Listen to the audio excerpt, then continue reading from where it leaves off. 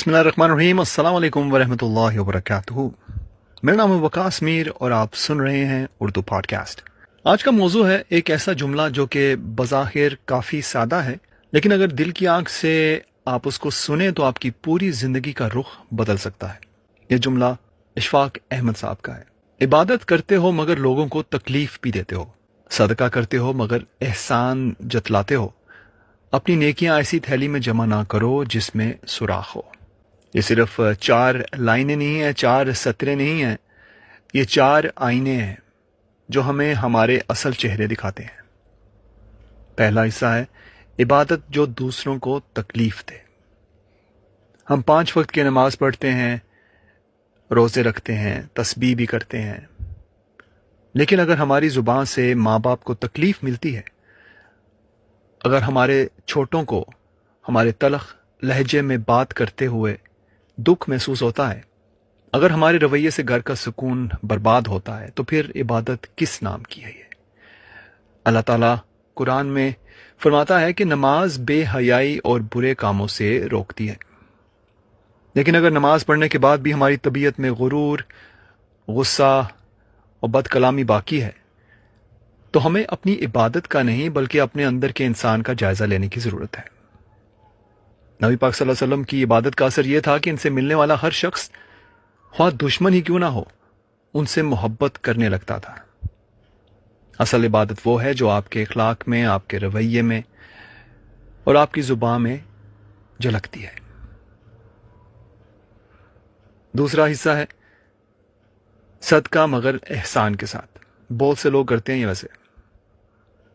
آج کے دور میں ہم کسی کی مدد کرتے ہیں اور پھر 10 لوگوں کو بتاتے ہیں کہ اس شخص کو میں نے کیا کچھ دیا، اور اس شخص کو بار بار یاد بھی دلاتے ہیں کہ میں نے تمہارے لیے کیا کچھ کیا۔ صدقہ جو ہے، احسان کا مقام بہت بلند ہے اس کا، لیکن جتانا وہ اس نیکی کو برباد کر دیتا ہے۔ قرآن پاک میں اللہ سبحانہ تعالیٰ فرماتا ہے کہ اے ایمان والو، احسان جتا کر اور تکلیف دے کر اپنی خیرات کو ضائع نہ کرو۔ سورۃ البقرہ 264۔ یاد رکھیں کہ اصل نیکی وہ ہے جو خاموش ہو، خالص ہو اور عزت کے ساتھ ہو۔ اشفاق احمد صاحب کی بات کا تیسرا حصہ ہے کہ اپنی نیکیاں ایسی تھیلی میں جمع نہ کرو جس میں سوراخ ہو۔ تو آپ خود سوچئے، آپ پوری زندگی عبادت کرتے ہیں، روزے رکھتے ہیں، قرآن پڑھتے ہیں، صدقہ دیتے ہیں، لیکن اگر آپ کی نیکیوں کی تھیلی میں سوراخ ہے، یعنی کہ آپ کا رویہ، نیت یا لہجہ خراب ہے، تو وہ ساری نیکیاں رستے میں ہی گر جاتی ہیں۔ آپ قیمتی موتی جمع کر کے ایک تھیلی میں رکھتے جائیں، لیکن اگر اس تھیلی میں سوراخ ہے تو آپ چاہے 1000 موتی ڈالیں، آخر میں خات خالی ہی رہے گا۔ یہ سوراخ کون کون سے ہیں؟ تکبر، ریاکاری، لوگوں کو اپنے سے کمتر سمجھنا، احسان جتانا، نیت میں کھوٹ، دوسروں کو دکھ دینے والے الفاظ۔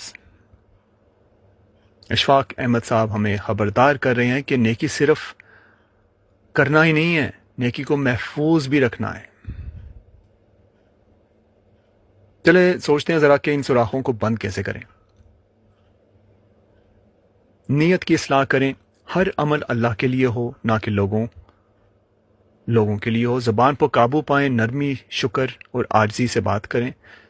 احسان کو چھپائیں، خاموشی سے دیں، عزت کے ساتھ دیں۔ دکھاوے کی نیکی اللہ کو بالکل قبول نہیں ہے، اور اپنے اندر جھانکیں۔